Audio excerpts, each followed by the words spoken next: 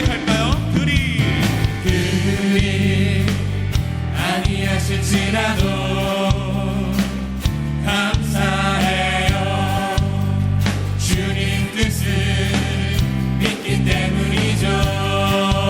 다시 한번 그리 아니하실지라도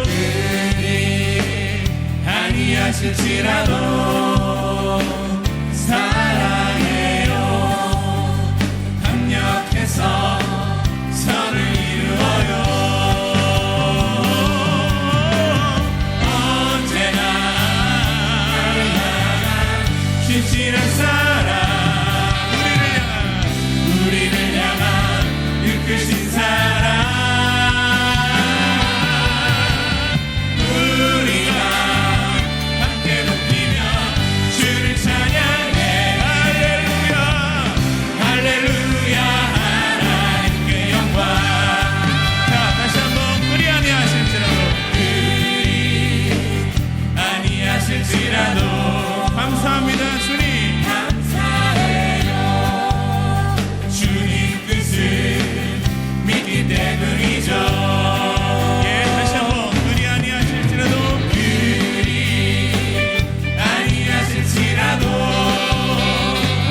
사랑해요. 합력해서 선을 이루어요. 함께 언제나 나를 향한 신실한 사랑, 우리를 향한 그 크신 사랑, 우리가 함께 높이며 주를 찬양해. 할렐루야 하나님께 영광. 언제나 나를 향한 신실한 사랑, 우리를 향한 그 크신 사랑, 우리가 함께 높이며 주를 찬양해. 할렐루야 하나님께 영광. 할렐루야 하나님께, 할렐루야 하나님께 영광. 할렐루야 하나님께, 할렐루야 하나님께 영광. 할렐루야. 하나님 앞에 영광의 박수로 함께 올려드리겠습니다. 아멘.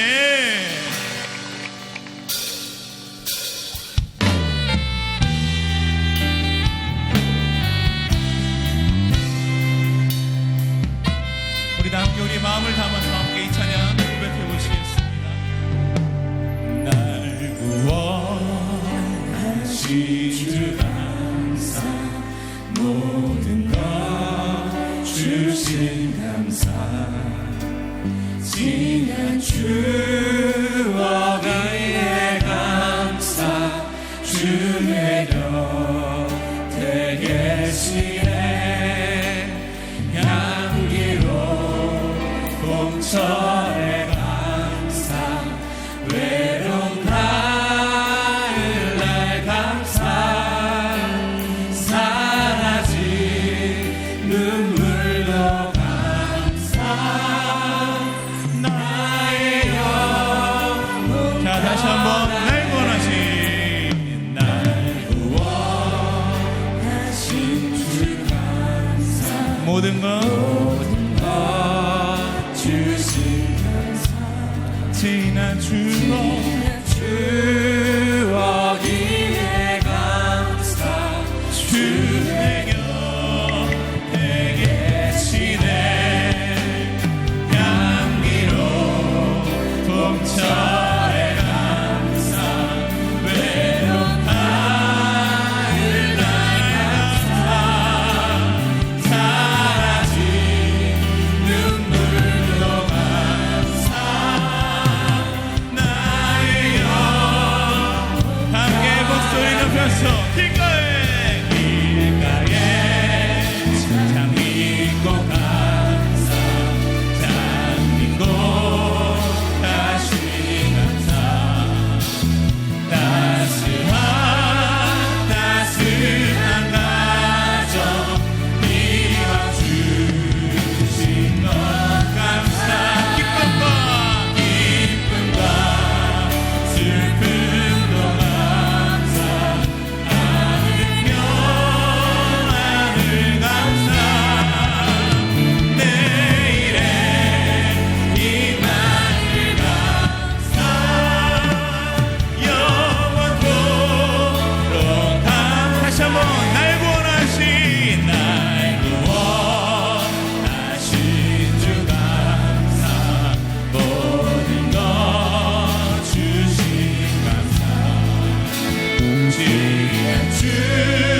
원인의 감사 주의 곁에게 자 함께 우리 손을 높이 들고 향기로 봄철의 감사 외로운 가을 날 감사 사라진 눈물도 감사 나의요 다시 한번 전심으로 고백합시다. 기쁜 밤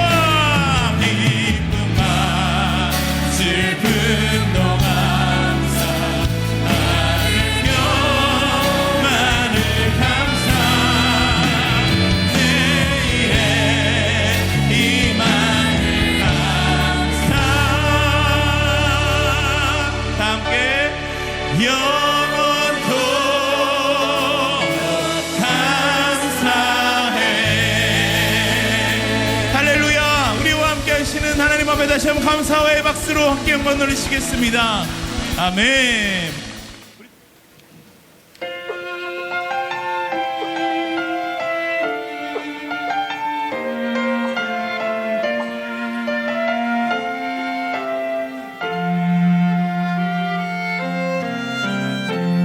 하늘 바람 되시는 나의 보배가 되신 주 나의 모든 것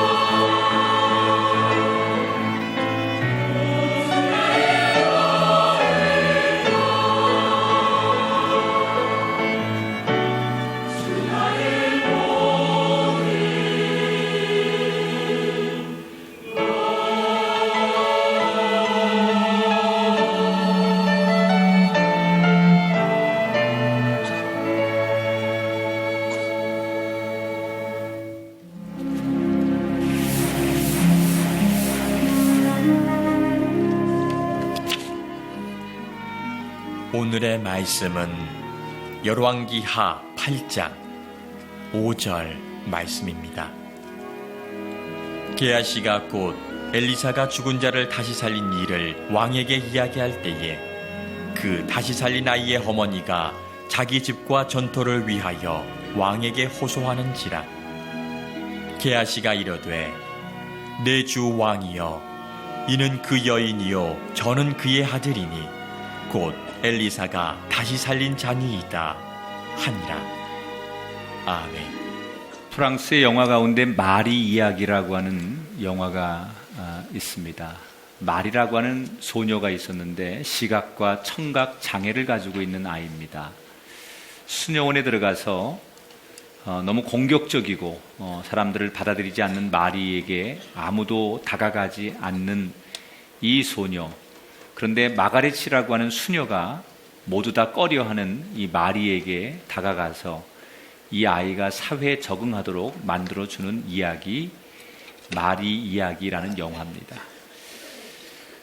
이 아이가 시각과 청각에 장애가 있기 때문에 마가렛 수녀는 그 아이가 살아있는 감각, 예를 들어서 후각, 미각 뭐 이런 것을 통해서 이 아이에게 세상을 가르쳐 주려고 노력을 합니다.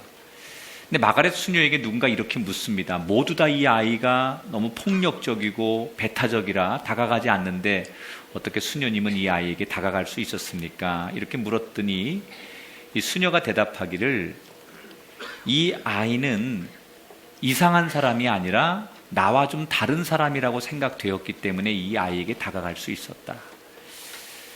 시각과 청각은 없지만 다른 감각으로 세상을 보려 하는 나와 다른 사람으로 이해하니까 이 마리도 내가 충분히 공감하고 이해할 수 있는 아이였다. 이런 대답을 했습니다.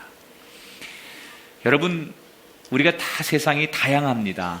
우리가 살면서 내 마음에 안 드는 사람, 나하고 대화가 잘 통하지 않고 내 생각을 이해해 주지 않는 사람을 우리는 저 사람은 상식이 없어, 이렇게 우리가 정의를 합니다.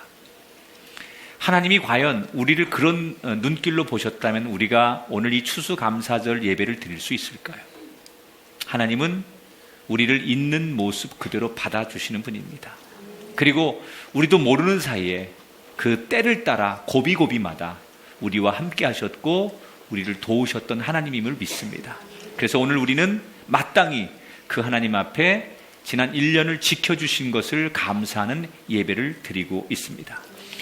오늘 열왕기하 8장의 이야기는 수넴 여인이 다시 등장을 합니다. 이미 열왕기하 4장을 통해서 수넴 여인에 대한 설교를 여러분과 함께 나눈 적이 있습니다. 근데 오늘 다시 재등장하는 이 여인, 엘리사와의 그 관계는 떼놓을 수 없는 인연입니다. 수넴이라고 하는 지역에 가서 엘리사가 늘 사역을 할 때 엘리사가 사역하면 늘 뒤에서 경제적으로 영적으로 후원했던 수넴 여인, 엘리사를 위해서 게스트하우스도 만들어주고 그리고 물심양면으로 도왔던 그 수넴 여인에게 늘 고마움을 느꼈던 엘리사는 이 가정을 향하여 한없이 진심으로 축복을 해주고 싶었어요. 그래서 애가 없는 것을 알고 하나님 앞에 먼저 기도하죠. 엘리사, 하나님 이 가정에 아이를 허락해 주세요. 그리고 엘리사의 기도대로 그 가정에 아들이 하나 태어납니다. 얼마나 이쁘든지 그 아이를 보면서 이 수넴 여인의 부부는 날마다 감사하고 행복하게 삽니다.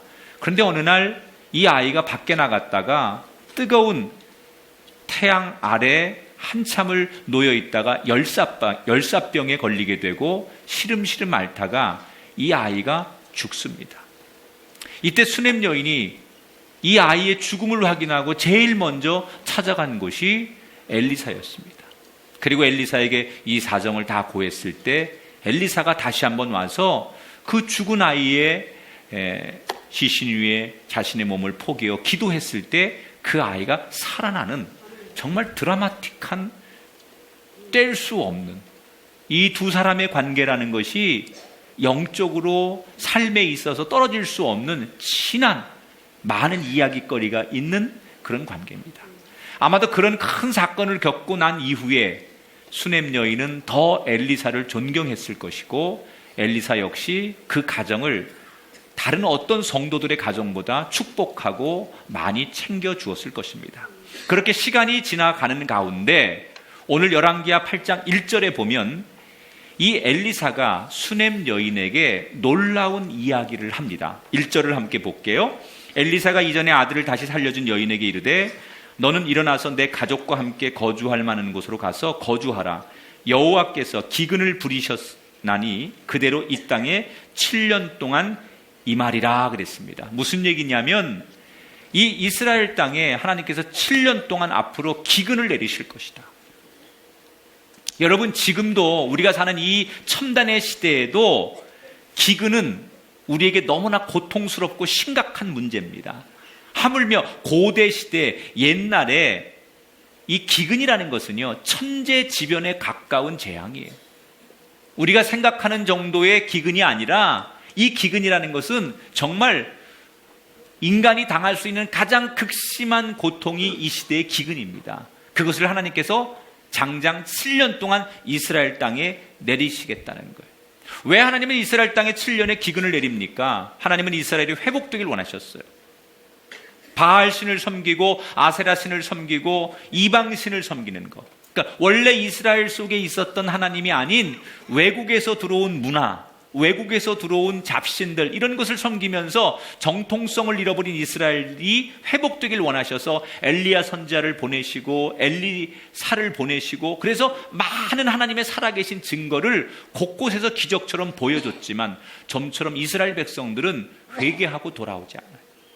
그래서 하나님께서 드디어 이 땅에 강력한 모든 백성들에게 기근이라는 고통을 주시는 거예요. 그리고 이 내용을 하나님의 종이었던 엘리사가 알았기에 하나님을 신실하게 섬겼던 수넴 여인에게 이 고통 속에 있게 하고 싶지 않아서 7년 동안 이 땅에 고통이 임할 건데 그동안 외국으로 나가서 다른 곳에서 살다 와라 라고 아주 중요한 정보를 주는 거예요. 자, 그런데 이게 아무리 좋은 정보고 중요한 정보일지라도 이 정보를 받아들이는 수넴 여인이 이걸 믿지 못하고 가치 있는 이야기로 듣지 않는다면 이 좋은 정보가 소용없는 정보가 되는 거예요. 그런데 다행히도 이 수넴 여인은 이 이야기를 듣고 아직 일어나지 않은 이야기지만 결단을 합니다. 그런데 여러분, 이 결단이 말처럼 쉬운 게 아니에요. 왜냐하면 열왕기하 4장에 보면 이 수넴 여인은 귀부인으로 소개됩니다. 남편과 함께 굉장히 큰 농사를 짓고 당시에 부유한 사람이었어. 많은 자기의 재산을, 부동산을 갑자기 떠나야 하니까 헐값에 팔거나 그냥 놔두고 먼 나라로 가야 돼. 만약에 엘리사의 말대로 모든 재산을 포기하고 먼 나라로 갔다 왔는데 이 땅에 정말 기근이 일어나지 않으면 그녀가 누려왔던 행복과 그녀가 고생하며 모았던 모든 재산을 다 한순간에 날릴 판이에요. 분명히 두려움도 있었을 것이고 의심이 들 만한 상황이었을 거예요. 하지만 수넴 여인은 그 중요한 순간에 믿음의 선택을 합니다. 중요한 결정을 하죠. 오늘 2절에 보니까 여인이 일어나서 하나님의 사람의 말대로 행하여 그의 가족과 함께 가서 블레셋 사람들의 땅에 7년을 우거했다 그랬어. 자, 이 부인이 블레셋으로 이주를 하는 그 이유가 지금 엘리사가 하는 이야기가 합리적인 이야기이기 때문에, 합리적 판단 때문에 자리를 이동하는 게 아니에요. 이성적으로 설득이 되거나 이 이야기가 누가 들어도 아, 맞다라고 공감이 될 만한 상황이기 때문에 이동하는 게 아니에요. 사실은 믿어지지 않는 얘기지만 이 여인이 엘리사의 말을 듣고 모든 것을 내려놓고 블레셋으로 가게 된 이유는 하나님이 말씀하셨기 때문에. 여러분, 믿음이라는 것이 때로는 합리적으로 들리지 않을 때가 있잖아요. 이성적으로 들리지 않을 때가 있잖아요. 우리가 다 설교 말씀을 듣거나 하나님 말씀을 보면서 하나님께서 우리에게 말씀하시는 것이 다 합리적이고 이성적으로 들리면 좋을 텐데 그렇지 않을 때도 있잖아요. 그런데 그럼에도 불구하고 하나님이 말씀하셨으니까 믿고 따르는 걸 순종이라고 하는 거예요. 꼭 내 마음에 맞아야만, 내가 수긍해야만, 내가 이해돼야만, 내가 합리적으로 그렇게 끄덕일 수 있을 만큼 설득이 돼야만 따르는 것이 순종이고 믿음이 아니라 나에게 그렇게 들려오지 않을지라도 누가 하신 말씀이기 때문에요. 하나님이 말씀하셨기 때문에 내 생각과 다를지라도 그 말씀을 신뢰하고 믿고 따라가는 것. 그것을 믿음의 사람이라고 하는 거예요. 아직 일어나지 않은 일이지만 수넴 여인은 하나님이 하신 말씀이니까 그 말을 전폭적으로 믿고 블레셋으로 떠나갑니다. 그런데 정말로 엘리사의 말대로 7년 동안 이스라엘 땅에 말로 표현할 수 없는 기근이 찾아와요. 만약에 엘리사의 말을 무시하고 그 땅에 계속 살았다면 그도 역시 그 기근의 고통 속에 그의 가족과 인생이 굉장히 힘들고 고통을 당했을 겁니다. 그런데 하나님께서 그 고통을 피할 수 있도록 가장 적절한 때에 이 수넴 여인에게 은혜를 베풀으셨다는 거예요. 여러분, 하나님의 가장 큰 은혜는 우리가 계획하지 않을지라도, 우리가 잘 모를지라도 그 상황에 맞는 때에 맞추시는 은혜를 주시는 은혜가 제일 좋은 은혜예요. 우리는 이런 걸 계획하고 이런 것을 예상하고 이렇게 되었으면 좋겠다고 추측하지만 하나님은 우리가 알지 못하는 내일과 우리의 미래를 그때마다 가장 필요한 때에 필요한 것으로 말씀하시고 채우시는 은혜를 주시는 거예요. 따라합시다. 때에 맞추어 주시는 은혜.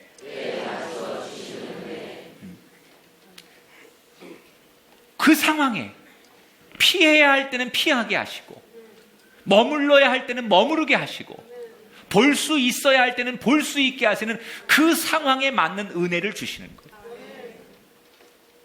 그러면 남은 이스라엘 백성들은 하나님 앞에 징계를 받고 저주를 받은 것이냐? 물론 징계를 받은 건 사실이지만 그 징계도 하나님의 은혜예요. 왜냐하면 하나님께서 이스라엘 땅에 7년의 기근을 내리신 원래의 이유는 그들이 이런 고난과 고통을 통해서 하나님을 부르고 하나님을 바라보고 하나님께 돌아올 수 있기를 원하시는 사랑의 바탕 위에 고난을 주시는 거예요.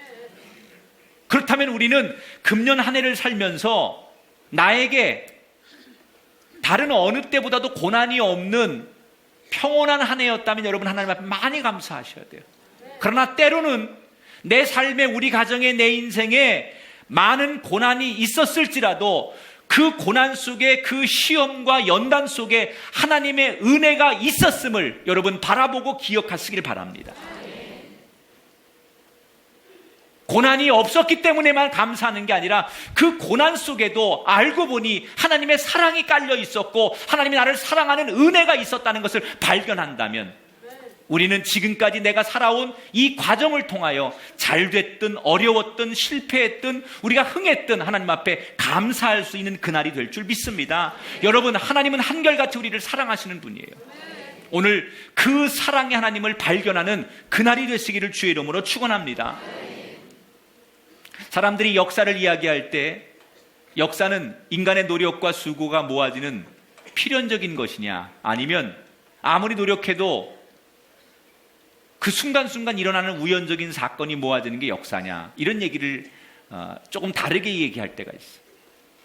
그런데 모든 일은 우연 같지만 그 우연 같은 작은 일이 필연적인 결과를 만들 때가 참 많아요. 우리나라 사람들이 가장 큰 아마 미래 세대의 소원이 빼놓을 수 없는 우리나라의 모든 국민의 정서 가운데 가슴에 턱하게 남아있는 부담 중에 하나가 통일이라는 문제예요. 이 지구상에 유일하게 분단 국가로 살아가는 대한민국, 우린 통일을 피할 수가 없어요. 통일은 반드시 됩니다. 그리고 돼야 합니다. 그런데 이 통일에 대해서 우리가 어떤 준비를 해야 하느냐, 이게 우리의 노력도 필요하지만 참 예기치 않은 것을 통해서 통일될 수 있다라고 하는 힌트가 독일 통일해서 서독과 동독이 통일될 때 이야기를 통해서 많은 교훈을 얻게 돼요.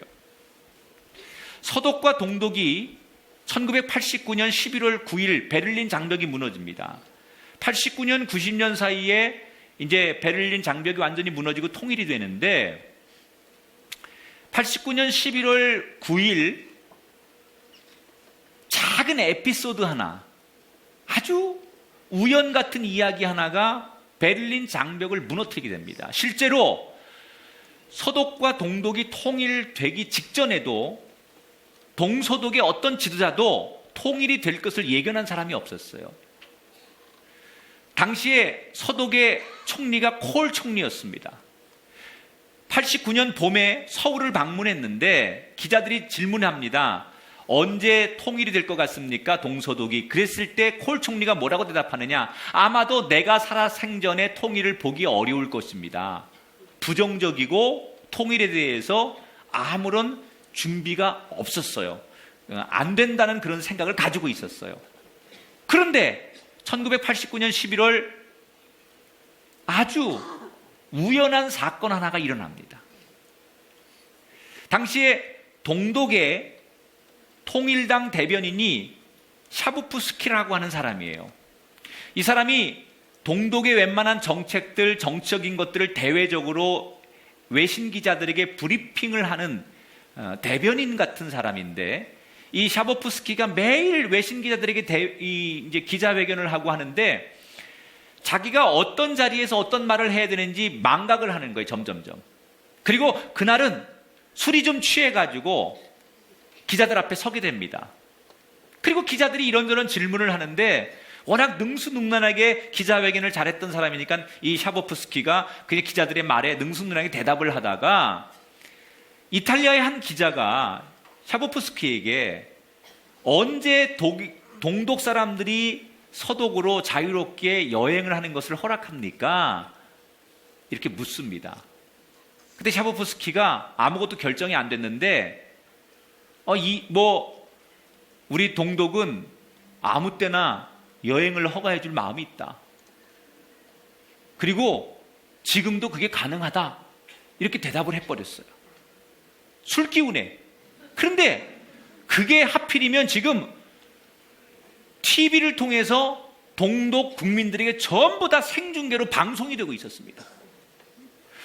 한 나라의 대변인이 여행을 지금부터 마음대로 갈 수 있다. 이렇게 얘기를 해버리니까 TV를 보던 많은 동독 국민들이 처음에는 긴가민가 반신반의하면서 하나둘씩 국경에 몰려들기 시작했어요.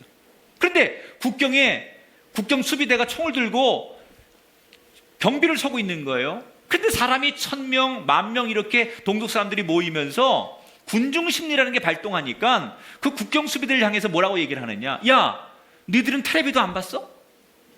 우리 다 지금 TV 보고서 TV에서 성명서 발표하고 TV에서 기자회견하는 얘기 듣고서 나왔는데 TV에서는 나라의 책임자가 이 베를린 마음대로 왔다 갔다 할 수 있다고 선언했는데 너희들은 아직도 여기서 총 들고 우리를 왜 못 가게 하는 거야? 그리고 군중들이 거세게 항의를 하기 시작합니다. 그러니까 군인들이 총을 들고 있다가 아무런 지침을 받은 게 없는데 워낙 많은 군중들이 몰려 나와가지고 TV에서 이렇게 얘기했다고 막 따지기 시작하니까 국경수비대가 혼란이 오기 시작한 거예요.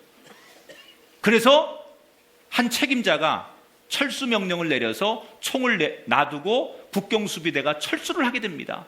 그래서 텅 비어있는 이 베를린 장벽을 동독 사람들이 반신반의하면서 서독으로 처음으로 넘어가게 되는 거예요. 그러면서 베를린 장벽이 무너진 거예요.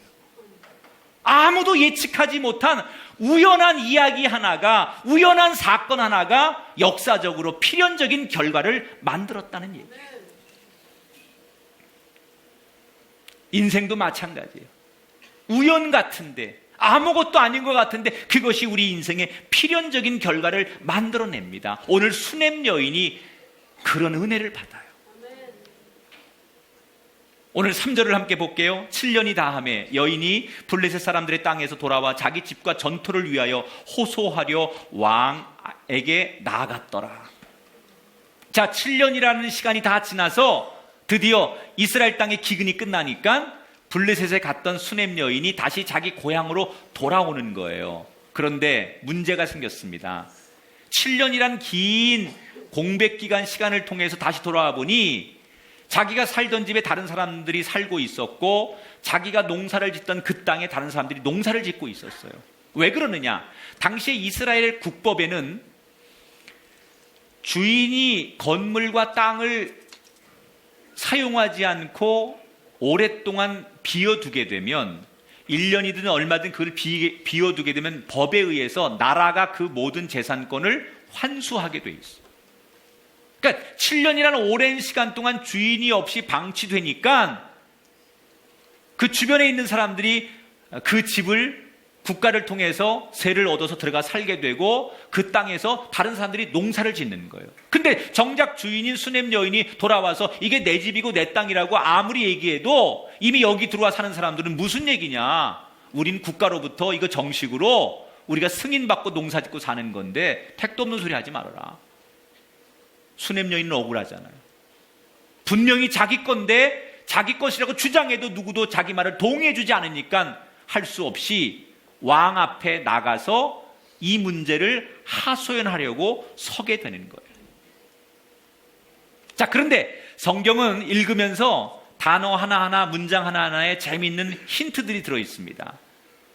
이 여인이 이런 중요한 경제적인 문제, 자기 운명이 걸린 문제, 가정의 아주 중요한 이 문제를 해결하기 위해서 여인이 직접 왕 앞에 나갔다라고 하는 것 속에 뭘 암시하느냐, 성경은.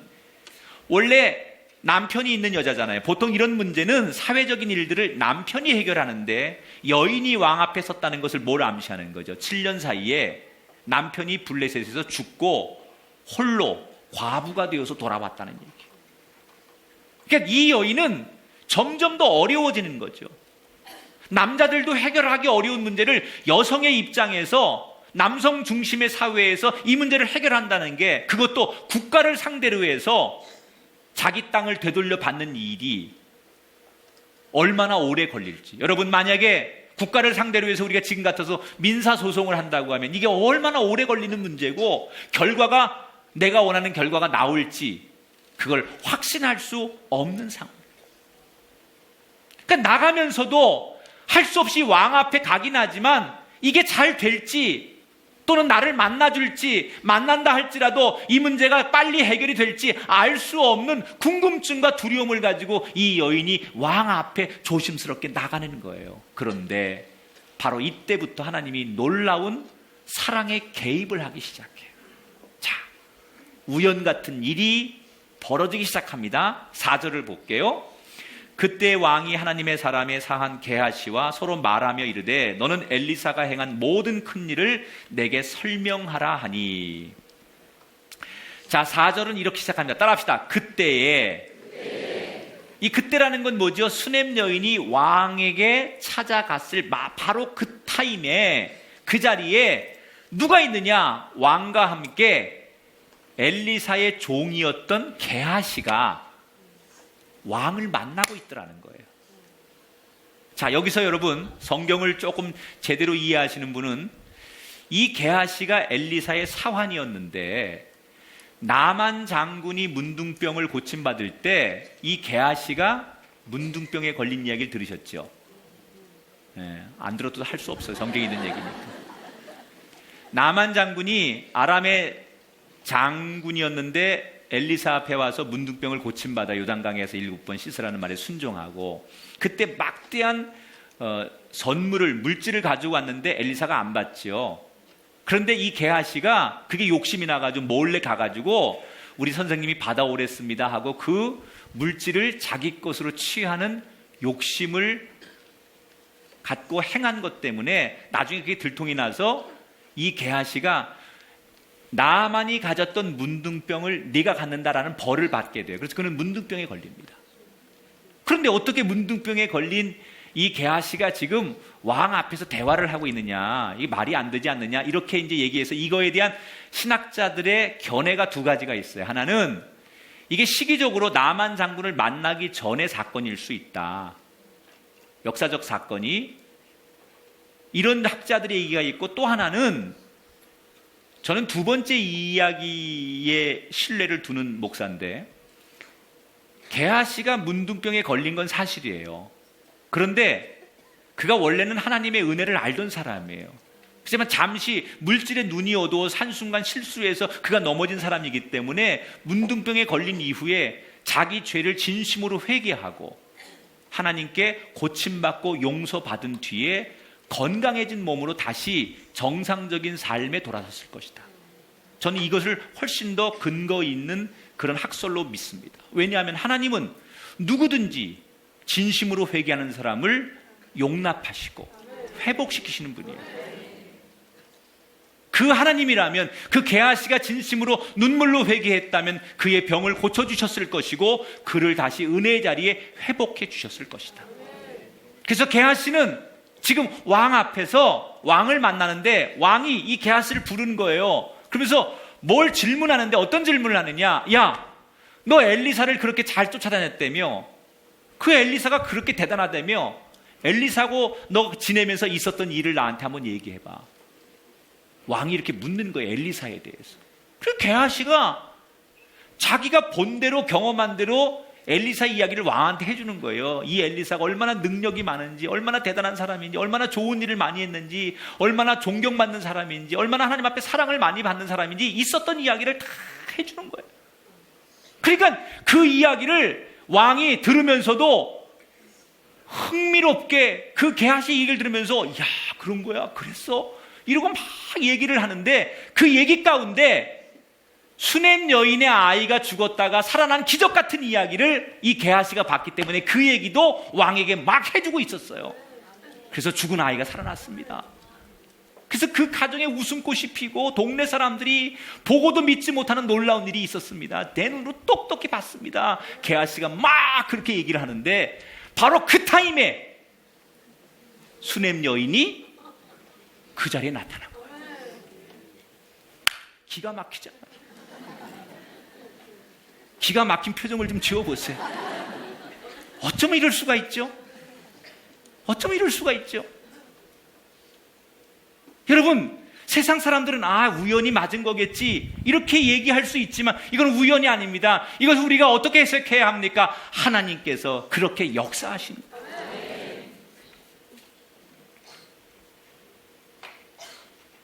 자, 5절을 볼게요. 게하시가 곧 엘리사가 죽은 자를 다시 살린 일을 왕에게 이야기할 때 그 다시 살린 아이의 어머니가 자기 집과 전토를 위하여 왕에게 호소하는지라. 게하시가 이르되 내 주 왕이여 이는 그 여인이요 저는 그의 아들이니 곧 엘리사가 다시 살린 자니이다 하니라. 누가 놀랬을까요? 게하시가 제일 놀랬어요. 아니 지금 막 그 사람 얘기를 하고 있는데 그 사람이 갑자기 자기 눈앞에 딱 나타난 거예요. 애하고. 그러니까 말을 못하고 게하시가 냉동인간이 돼가지고 아마 이러고 있었을 거예요. 한참 동안. 그리고는 더듬거리면서 왕이시여 지금 제가 했던 사람 말했던 사람이 바로 저 여인이고 그 죽었다 살아난 아이가 바로 저 아이입니다 라고 이야기하는 거예요. 자 보세요. 이 여인이 왕 앞에 나가면서 어떤 생각이 있었을까요? 멀리 외국 나가 살던 오랜만에 돌아온 힘없는 이 여자의 이야기를 나쁜 맘 먹은 탐관 오리들이 이 땅을 빼앗으려고 자기 재산을 빼앗으려고 했다면 얼마든지 서류를 조작했을 것이고 자기 말을 믿어주지 않을 것이고 힘 있는 사람들이 작당해서 자기를 외면하고 왕따시키면 아무리 왕 앞에 나가서 호소한들 증언해 줄 사람이 없으면 이 여인의 진실은 묻혀지고 마는 거예요. 그걸 이 여인도 알고 있었어요. 아무도 지금 내 편이 없고 내 이야기를 신뢰해주고 맞다라고 맞장구를 쳐줄 사람이 아무도 없는 사이에 홀로 그래서 왕 앞에 나가고 있는 거예요. 그런데 바로 그 앞에 누가 있는 거예요? 자기가 여기 살던 사람이고 진짜 그게 이 여인의 땅과 재산이라는 것을 증언해 줄 수 있는 사람을 하나님께서 준비시켜 놓으신 거예요. 따라합시다. 예비하시는 하나님. 이 여인이 이런 일이 있을 거 모르고 간 거예요. 가면서도 두려움과 불안과 걱정과 염려의 마음을 가지고 나간 거예요. 그러나 하나님은 우리가 두려워하는 그 순간에, 우리가 불안해하고 염려하는 그 순간에 우리보다 앞서서 가장 좋은 것으로 예비하시는 하나님. 여러분의 가정에, 여러분의 인생에 이 예비하신 하나님의 축복이 임하게 되기를 주의 이름으로 축원합니다. 그것도 딱 맞춰서 한치의 오차도 없이. 만약에 이 여인이 좀 일찍 갔으면 게하시가 없는 상황에서 왕한테 아무리 얘기한들 이 여인의 진심이 통했을까요? 게하시가 왕과 만난 뒤에, 돌아간 뒤에 좀 늦게 갔다면 이 여인을 만나줬을까요? 어쩌면 이렇게 기가 막힌 타이밍에, 기가 막힌 순간에 이 여인을 도우실까요? 여러분, 왕이 그 게하시와 하필이면 왜 종교 얘기를 하고 있었을까요? 정치 얘기, 외교 얘기, 다른 얘기도 많잖아요. 그런데 하필이면 종교 얘기, 엘리사 이야기를 하고 있었어요. 그리고 그 엘리사의 수많은 이야기 가운데 수넴 여인의 이야기를 하고 있었어요. 이걸 뭘로 설명할 거예요? 여러분은 여러분의 인생에 아직도 나는 우연히 태어난 것이고, 나는 우연히 이 사람 만난 것이고, 내가 만나는 모든 삶의 사건들이 우연히 일어난 것이고, 내가 살아가는 남은 인생도 우연히 되어질 거라고 생각하십니까? 그렇지 않습니다. 하나님께서 다스리시고, 하나님께서 역사하시고, 하나님께서 주관하시고, 하나님께서 인도하신다는 것을 신뢰하고 믿어야만 우연 같은 인생을 이길 수 있는 거예요.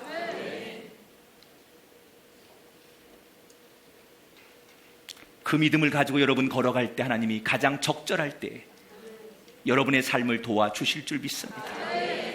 여러분에게 축복합니다. 때를 따라 때를 맞춰 도우시는 그 하나님의 은혜, 그 하나님의 은혜가 여러분의 인생의 골목골목마다, 고비고비마다 함께 하시길 주의 이름으로 축원합니다. 우리는 하나님, 지금인데 지금 하나님 날 지금 도와주셔야 되는데 왜 이렇게 느림느림하게 역사하시는 겁니까? 지금 응답해 주시고 지금 개입해 주셔야 되는데 왜 이렇게 하나님은 느림뱅이십니까? 빨리 오십시오, 빨리 해결해 주십시오, 이렇게 하나님 앞에 요구하지만 우리 눈에는 하나님이 늦으신 것 같지만 아닙니다.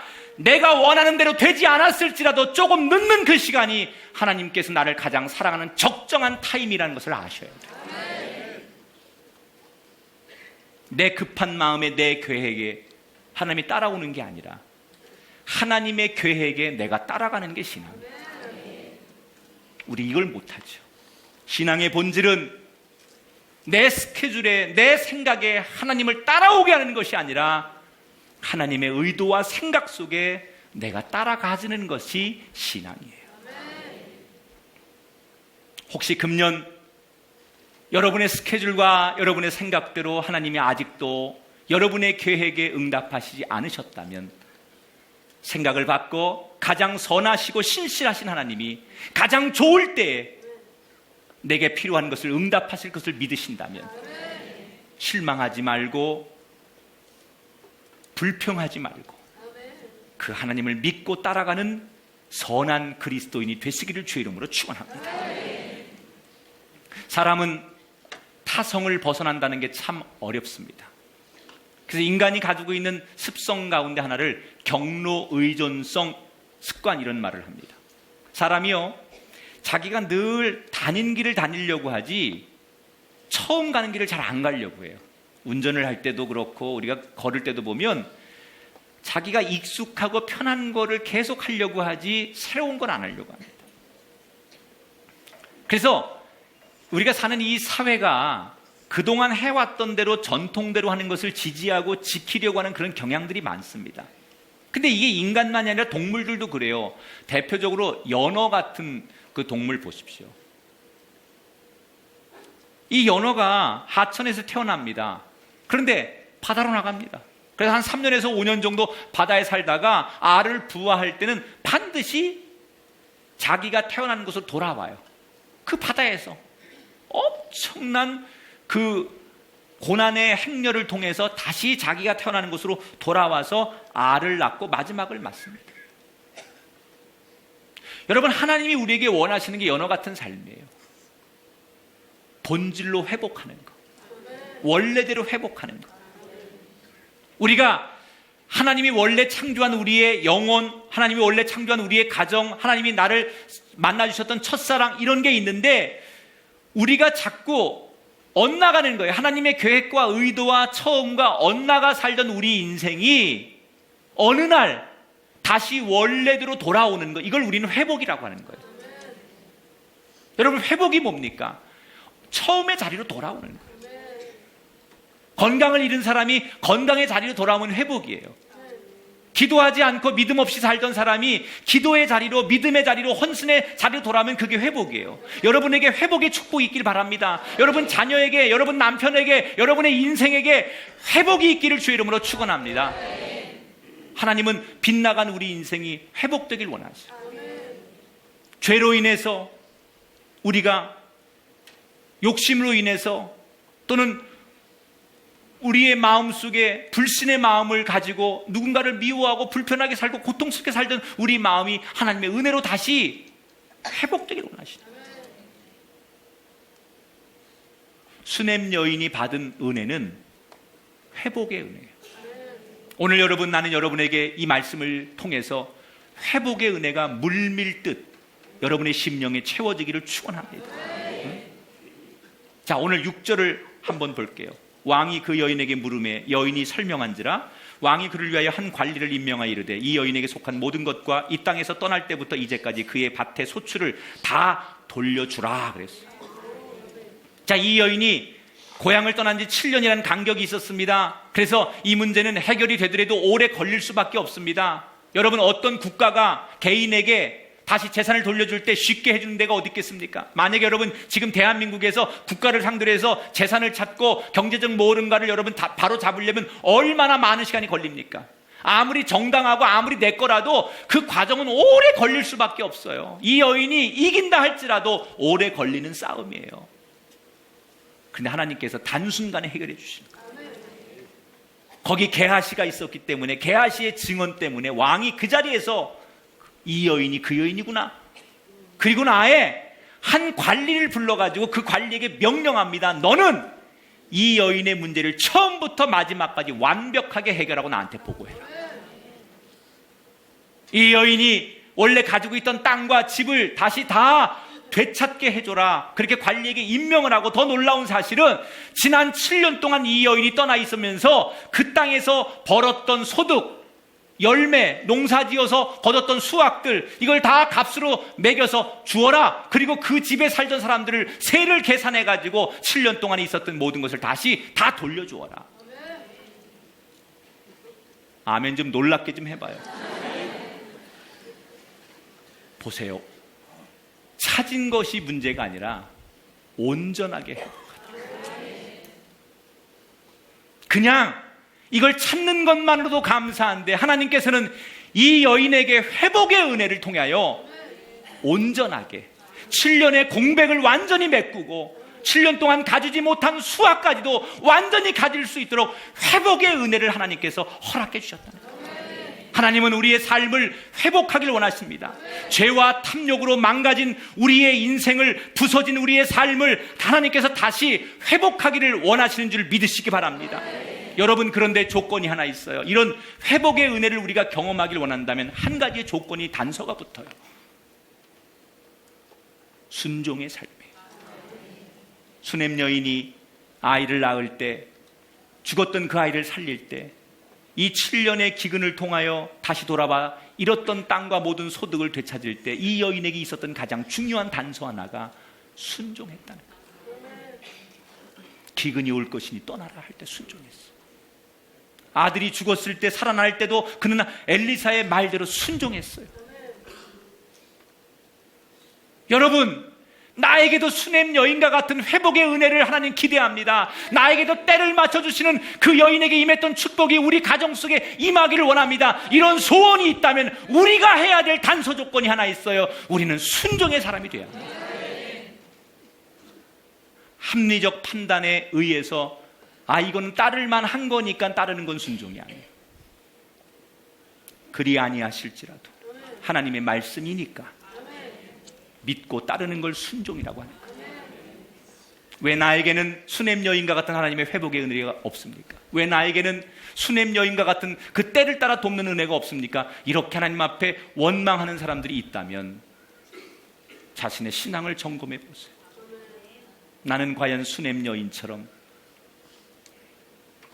내 머리로 들렸기 때문에, 내 지식으로 경험으로 이해가 되기 때문에 그래서 따라가는 삶인지, 하나님이 말씀하셨으니까 그 말씀에 수냄 여인처럼 순종하는 삶인지. 순종하는 우리의 인생에 때를 따라 돕는, 정확하게 그 타이밍에, 나도 알지 못하는 그 순간에 하나님이 역사하시는 것을 경험하게 될 줄 믿습니다. 여러분 회복하십시오. 가정이 회복하시고, 일터가 회복하시고, 건강이 회복되고, 부부가 회복되고, 자녀가 회복되고, 이 땅의 죄악이 회복되고, 이 땅의 모든 교회들의 부흥이 회복되고, 하나님의 나라가 회복되기를 축원합니다.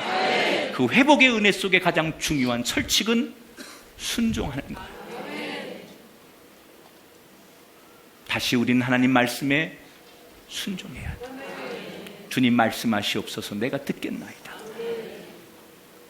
여기로부터 놀라운 수냄 여인의 축복이 흘러 우리의 가정, 이 땅 구석구석에 또 다른 열왕기하 8장의 이야기가 만들어지는 그런 은혜가 있게 되기를 주님의 이름으로 간절히 축원합니다.